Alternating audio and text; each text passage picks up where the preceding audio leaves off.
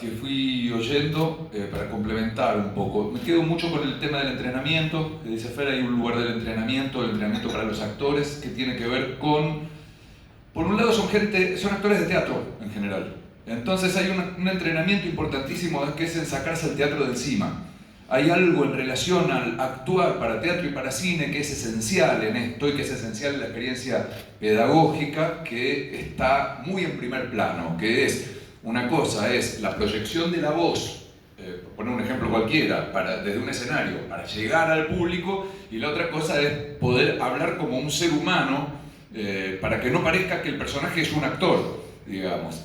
Pequeñas cosas que tienen que ver con lo específico del lenguaje cinematográfico. Juntando también alguna cosa que decía el negro también en relación al mirarse, también al ser mucha gente que viene del teatro no tiene la costumbre de mirarse.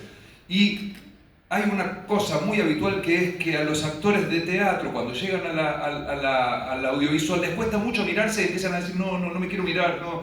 Y es un error ese, ¿no? O sea, lo que hay que hacer es mirarse. No sos ni más ni menos narcisista por mirarte, quiero decir, como cosas puntuales que se van dando, o juntando también lo que decía Noé, en la convivencia de este desplazamiento, esta especie de danza de las especialidades, digamos, también es la convivencia con las tensiones que eso genera, con las tensiones de cuando el director quiere una cosa, el director de fotografía le dice no, y el director le dice sí, y la directora de arte dice no, y el director dice sí, y se genera una tensión que no es enemistad, que no va a generar ningún gran conflicto, ningún gran quilombo, sino que hay que resolverla. Son tensiones que se resuelven, y en ese juego de que se generan las tensiones y se resuelven grupalmente, es parte de la danza esta, y muchas veces los actores no están muy acostumbrados a esa dinámica, entonces por ahí puede parecer que hay un quilombo en puerta,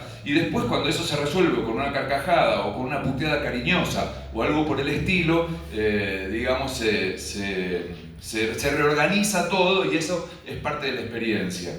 Y por otro lado, la otra cuestión, también relacionada con lo que dice Fer del entrenamiento, pero para el director, digamos, a mí me está pasando, sobre todo este año, que bueno, ya no podemos filmar, loco, no se puede filmar más en este país, ¿viste? Es corta, no quieren que filmemos, hay gente especializada en que no se filme más, en que no haya más una industria cinematográfica, en que no haya más una cinematografía independiente, sobre todo, una pequeña y mediana industria. ¿Y qué surge ahí? Al margen de la depresión, etcétera, etcétera, surge el rol esencial de las instituciones secundarias al Estado, digamos, ¿no? Como SAGAI, como las instituciones, en este caso relacionadas con la especialidad del cine, que tienen que entrar a mediar, como en su momento, no sé, los clubes de barrio, o en otros aspectos, como los clubes de barrio,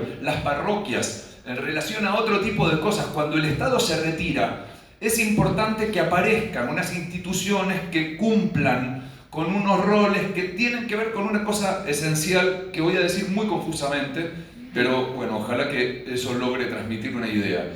En los años 90, me acuerdo haber leído a un escritor, un ensayista que hablaba de la televisión, digamos. Hago una pequeña interrupción a mí mismo, digamos. Acá hay un gobierno y un sistema que está pretendiendo operar sobre las subjetividades de la gente, convirtiéndola en mercancía, digamos. Si el sujeto deja de ser un ciudadano, un ser humano, con unos valores y aquello, y logra formar parte del objeto mercantilizado y ser una mercancía, entonces es funcional a los intereses que tienen.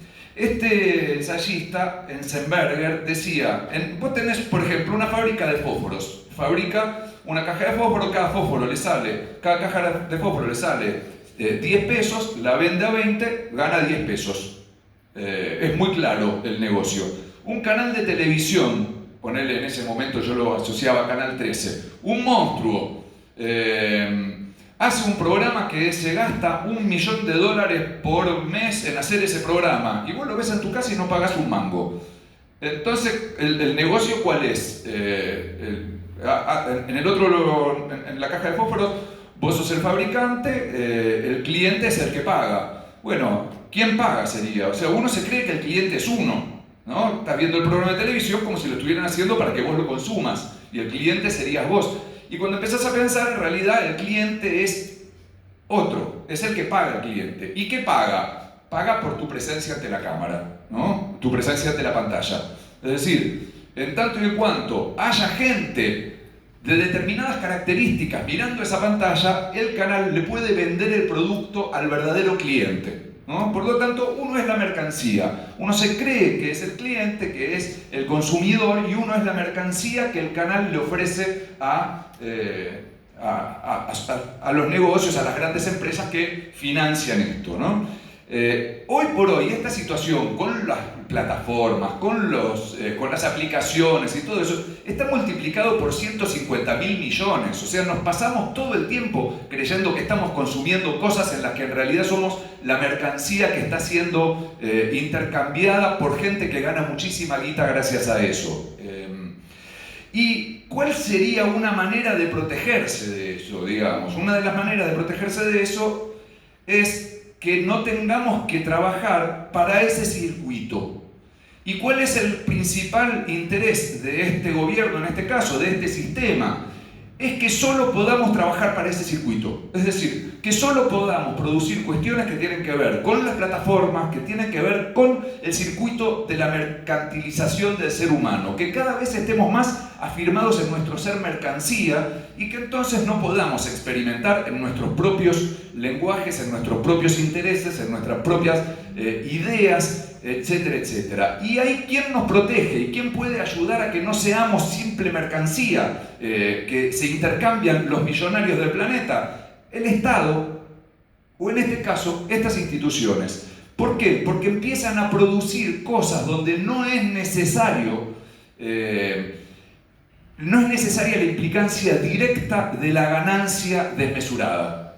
No es necesario que vos filmes una película para hacerte millonario ni para hacer millonario a alguien. No es necesario que tu película produzca muchos millones que se concentren en pocas manos. No hace falta. ¿Por qué? Porque hay un circuito virtuoso en el cual hay unos impuestos que permiten al Estado producir unas películas en las cuales los que van a ver la película no son mercancía, porque no están siendo vendidos a nadie. El que va a ver la película es una persona que va a ver una película que hizo alguien que no estaba pensando en enriquecerse excesivamente, ni que enriqueció excesivamente a nadie, sino que contribuyó a que haya una circulación del dinero, simplemente, y el que va a ver la película le gusta, no le gusta, se va, se toma una birra, charla, etcétera, etcétera. Cambia el circuito. No es un circuito en el cual el sujeto es mercantilizado salvajemente.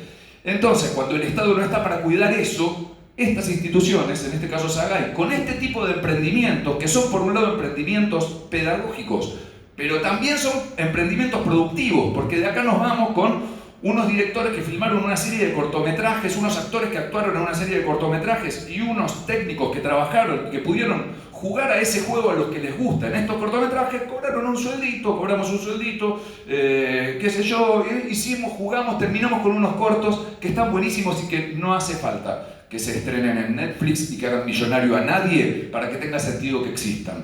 En ese punto agradezco entonces a Sagay y a cualquier institución, y señalo la importancia, además de las instituciones, que las que no participan en esta situación, y es posible que o no se hayan dado cuenta todavía del rol importante que tienen que correr, o son garcas simplemente y les interesa básicamente como